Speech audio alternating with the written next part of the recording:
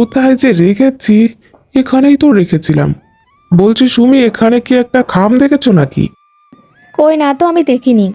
ও আচ্ছা, এখন কি যে করব? আমি এর ভেতর 12,000 টাকা রেখেছিলাম। বলছি কোথাও খরচ করেছো কিনা একটু মনে করো না। হয়তো তুমি বলতে ভুলে গেছো, এমনও তো হতে পারে। আগেরবার যেমন বিউটি পার্লারের জন্য 5,000 টাকা নিয়েছিলে। তুমি কি বলতে চাইছো আমাকে? বলো তো, আমাকে চোর বলতে চাইছো নাকি? আমাকে 5,000 টাকা না, আমার হাত খরচা দিত স্কুলে থাকতে। তাহলে তোমার বাবা ধনী পরিবারে তোমাকে বিয়ে দিতে পারতো, আমার সঙ্গে কেন দিল? আমি আর এই বাড়িতে এক মুহূর্ত থাকবো না যেখানে আমাকে চোর বলা হয়। চললাম আমি। মা, কেমন বাড়িতে আমাকে বিয়ে দিয়েছো শুনি? আমাকে চোর বলে। কে বলেছে বলো শুনি? আমার মেয়ের মতো মেয়েকে চোর বলে? রবি বলেছে মা। ওর এত বড় সাহস! কালই ওদের বাড়িতে যাব আমরা।